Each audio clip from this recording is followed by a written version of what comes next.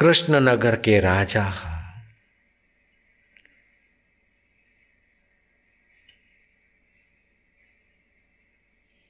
शशागार राजा संतान नहीं होती थी। तप व्रत कुछ किया, संतान हुई।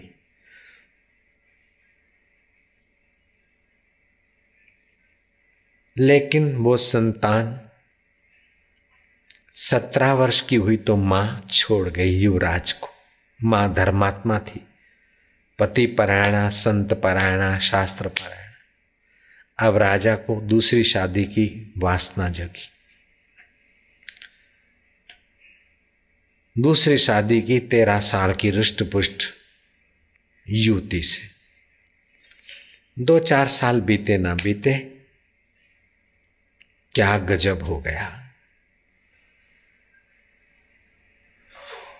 वो जो नई रानी आई थी उसका नाम था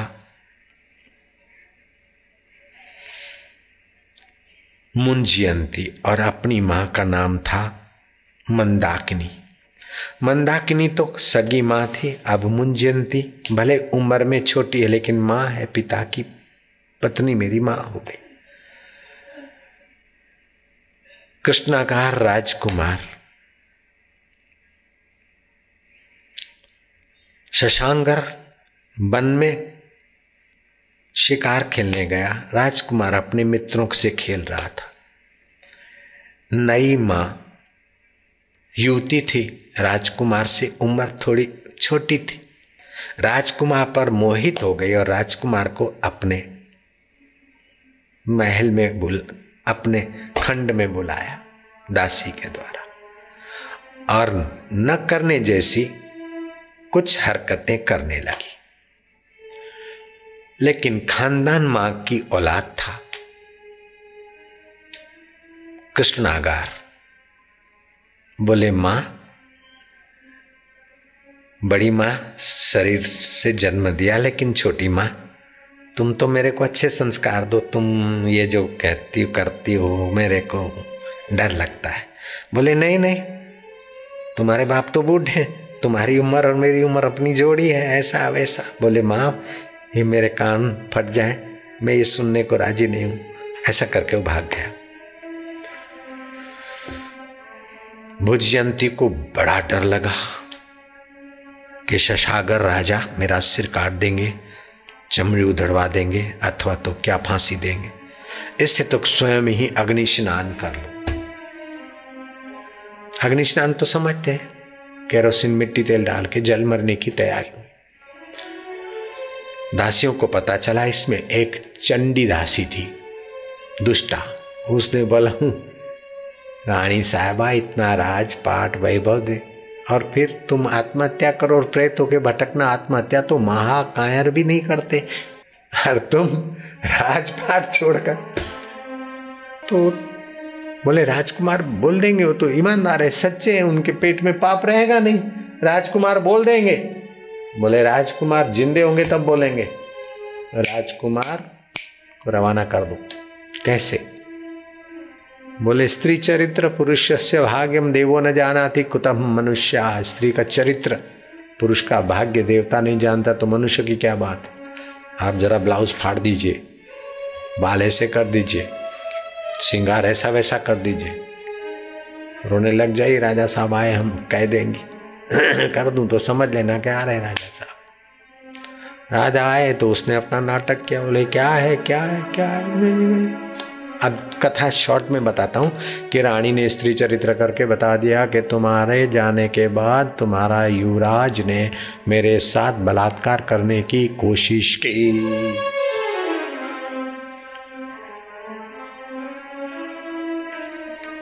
मैंने कई बार उनके हाथ हटाए लेकिन वो जबरन, उनके हाथ बली थे, मेरे दुर्बल हाथ थे, उनको धक्का मारा लेकिन उनके बलवान पैर मेरे दुर्बल पैर में क्या करती।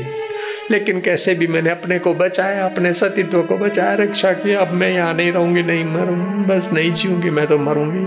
देखो मैं केरोसिन लेके आत्महत्या कर रही थी लेकिन आपको कह के अब मरूंगी। नहीं नहीं, तू काहे को मरेगी। बुलाओ मुख्य मंत्री को। राजा के जो मुख्य मंत्री होते, सेवा मुख्य सचिव, तुम्हें आदेश दे दिया जाता है कि जल्लादों को फरमान कर दो कि कृष्णकार को शमशान में ले जाएं और उसके हाथ पैर काट के मेरे सामने नहीं लाना, लायक नहीं रहा। जल्लाद ले गए। धर्मात्मा की रक्षा भगवान कैसे करते हैं, आह देख लो। राजा भवेरी बनकर अंधे घोड़े पर रवाना हुआ है, लेकिन अंतर्यामी तो हवा कैसे रक्षक। जल्लादों के हाथ कांपने लग गए। अगर हुक्म नहीं पालते हैं तो नौकरी छूट जाएगी, हुक्म पालते हैं तो अनर्थ होता है, क्या करें। एक मुख्य जल्लाद ने हिम्मत की, राजा के पास आए, आवेश में कह दिया होगा, आप युवराज से थोड़ी बातचीत कर लीजिए। भाई बच्चे कहां, पूछी तो ऑटो गट में गट एकड़ो ही बचो आ, एक ही बेटा है, जरा पूछ तो। मुझे ज्ञान नहीं चाहिए, मुझे उपदेश नहीं चाहिए। मेरी अवज्ञा करने वाले को मृत्युदंड दिया जाएगा। जाओ उस दुष्ट के हाथ पैर काट के फेंक दो। अब तो जल्लाद भी डरे, मुखिया भी डरा। कांपते कांपते शमशान की जगह पर, पसंद नहीं है, चौराहे पे राजा ने भी कहा कि अब तो भले सभी देखे, अपनी मां के साथ बुरी नियत करने वाले हाथ, अपनी मां के कमरे में होने वाले पैर कैसे कटते हैं। मेरी राजधानी जाने की, कौंडिन्य देश जाने का, जो आज्ञा। कोई समझौता नहीं होगा, दोबारा आओगे तो कार्य में सफलता की बात मेरे कान पे आनी चाहिए। गए, चौखट पर बिठाया। धर्मात्मा युवराज, मां ने बाप ने मनोतियां मानकर किसी की कृपा से पाया है, और उसको हम अब क्या करें। युवराज, आपके सम्मान में हम सोने की चौखट पर आपको बिठा सकते हैं, बाकी और कुछ नहीं कर सकते। धाड़ धाड़ धाड़, दो हाथ दो पैर कटे। इतने में गोरखनाथ और मच्छंदरनाथ वहां पहुंचे। गोरखनाथ ने ध्यान लगाकर देखा, मच्छंदरनाथ ने भी उसमें सहयोग। गोरखनाथ ने कहा, गुरुजी हद हो गई। ये घटना है संवत्सर 1000 की, 1000 वर्ष पूर्व की। राजा इतना कान का कच्चा हो गया, रानी इतनी कुटिल कि इस धर्मात्मा युवराज की हालत। इसको अपने साथ ले लें बच्चे को, और इसको मंत्र दीक्षा देंगे। सारा जगत भगवान के अधीन और भगवान मंत्र के अधीन। देव आधीन जगत सर्वम, मंत्र आधीनस्य देवता। और हर मंत्र का अपना अपना देवता होता है, अपना अपना किल होता है, अपनी अपनी छंद होती है। जैसे गायत्री मंत्र की छंद गायत्री है, देवता सूर्य है। ओम नमः शिवाय मंत्र के देवता शिव जी हैं। ओमकार मंत्र के छंद गायत्री है, क्योंकि भगवत संबंधी जो भी मंत्र है उनकी लगभग गायत्री छंद होती। ओमकार मंत्र की गायत्री छंद है। परमात्मा इसके ऋषि है। ओमकार के जप का प्रभाव परमात्मा ऋषि होकर जाने हैं, और इसके देवता है अंतर्यामी परमात्मा खुद। और ऋषि लोग जानते हैं, ऊंचे महापुरुष जानते हैं कि कौन सा मंत्र क्या काम करेगा और किस व्यक्ति को कौन से मंत्र से लाभ होगा। ये महापुरुष लोग जानते। बच्चे को लेकर चले गए बद्रीनाथ, और वहां सुरक्षित गुफा में बच्चे को मंत्र दीक्षा दे दी। जिसके हाथ कटे हैं, पैर कटे हैं, लीरियां बंधी है, औषध वनस्पति लगी है, उसको मंत्र दे दिया। और मंत्र शक्ति से चामुंडा देवी को बुलाया मच्छंदरनाथ ने। हम जा रहे हैं 12 साल की यात्रा को, और ये हमारा शिष्य इसी गुफा में बैठा रहेगा। क्या तुम मेरी आज्ञा पाल सकती हो? जब तक हम न लौटे इसे भूख और प्यास न सताए, ऐसे फल इसके पास रख दिया करना। चामुंडा ने कहा, आप जैसे यति योगियों की बात को मैं कैसे टालूंगी। चामुंडा माता ने बालक को फल देने का वचन दे दिया, मंत्र दिया और गुफा की शिला बताई। शिला की वो पोजीशन थी कि अब गिरी अब गिरी। बेटा, ऊंची नजर रखने से मंत्र साधना जल्दी होती सिद्ध, और तू ये शिला को देखता रहना। अगर शिला को नहीं देखा तो शिला गिरेगी, उसी समय तू चटनी बन जाएगा। भय भी न होई न प्रीति। हाथ और पैर कटे और फिर अपराध किया लापरवाही का, तो ये प्रमाद मौत है, मौत। लापरवाही मौत। करते रहना और चामुंडा देवी फल छोड़ के जाएंगे, अपना भक्षण कर लेना। कथा कहती कि मंत्र जपते जपते जपते समर्थ गुरु का दिया हुआ मंत्र और दुखों से गुजरे हुए धर्मात्मा ऐसे लग गए मंत्र में, प्रार्थना और मंत्र, भगवत मंत्र और प्रार्थना सहित लग गए। क्या महाराज, जपात सिद्धि, जपात सिद्धि, जपात सिद्धि, अधिकम जपम अधिकम फलम के सिद्धांत से ज्यों ज्यों जपते गए त्यों त्यों रक्त के कण, मन, बुद्धि पवित्र होते गए, वातावरण में दिव्यता आती गई। 1 महीना, 2 महीना, 4 महीना बीते, फल तो आए, और फल की किसको पड़ी, अब तो बिना फल के ही अंतरात्म फल का रस मिल रहा है। 12 साल बीत गए, हाथ पैर फूट निकले और शोभनीय युवराज हो गए। गुरु चेला ने देखा कि हाँ, उस चौराहे से चौखट पर हाथ पैर कटे थे इस कृष्णगार का, अब इसका नाम गुरुजी बदल दीजिए। नाम रखा गया जोगी चौरंगीनाथ। अब चलिए राजा शशांकर के राज्य में 2 जोगियों के साथ एक चेला चौरंगीनाथ अपने राज्य की राजा के बगीचे में पहुंचा। गोरखनाथ ने कहा, अब तुम योग शक्ति का चमत्कार दिखाओ ये स्त्री भगत को, कच्चे कान वाले को। हाथ पैर कटने चाहिए, मेरी आज्ञा का पालन होना चाहिए। इसको पता चले कि केवल राज्य की आज्ञा, राजवी आज्ञा तो दूसरों के भरोसे चलती है, जोगी की आज्ञा कहां कहां नहीं चलती। इसके कान खोल दो। वायव मंत्र का अभिमंत्रित करके भभूत फेंकी बगीचे में।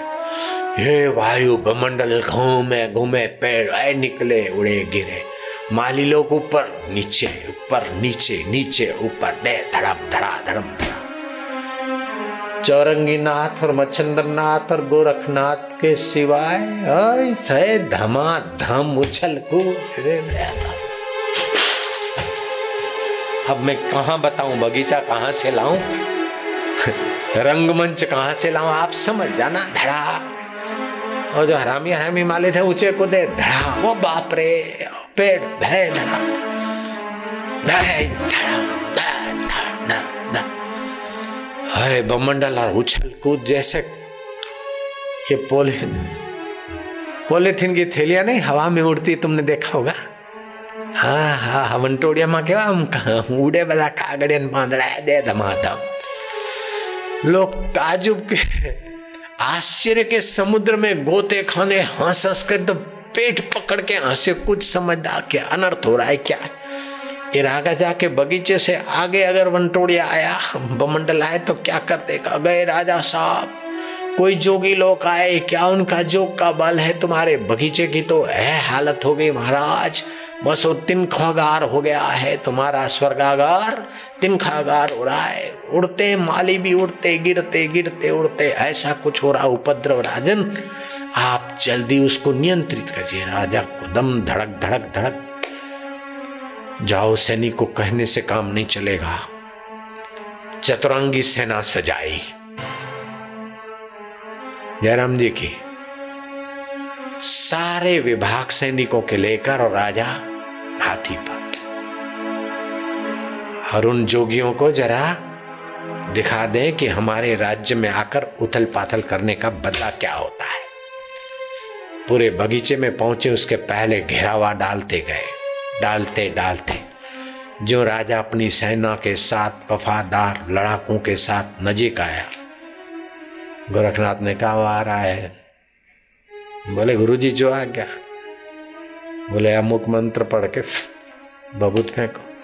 अमुक मंत्र जो था उनका जोगियों का था, बबूत फेंकी। अरे महाराज, राजा और उनकी सेना धम धम धम, लड़ाई तो क्या करे, हम कूदना पड़ा, पड़े कूदे पड़े कूदे पड़े कूदे। अब युद्ध तो क्या करे, अपने को संभालना मुश्किल हो गया। चढ़े गिरे गिरे चढ़े गिरे चढ़े, हाँ बाप रे तूफान, ये गिरे चढ़े।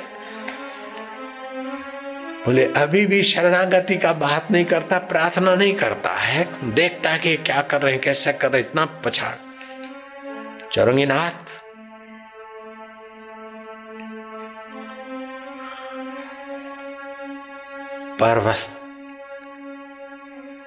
पर्वत और वायव्य मंत्र का अनुसंधान करके बबूत फेंको। वो बबूत फेंकी, वो वायु जहां जहां बबूत को ले गई, वो सारी सेना की सेना पर्वत पर पहुंची और पर्वत सहित सेना धम धड़ाक धम धड़ाक धम धड़ाक। आज का तुम्हारा अल्पमति से विज्ञान भी इस बात को मानने में 10 बार विचार करेगा, लेकिन ये घटनाएं भी उस जमाने के योगियों के पास होती थी। इतना तुम्हारे आत्मा परमात्मा के अंदर योग सामर्थ्य छुपा है। लेकिन तपस्या भी ऐसी थी, 12-12 वर्ष लगातार जप करना। राजा ने देखा ये क्या रे महाराज जोगेश्वर, हम आपके शरण हैं महाराज, ये करें।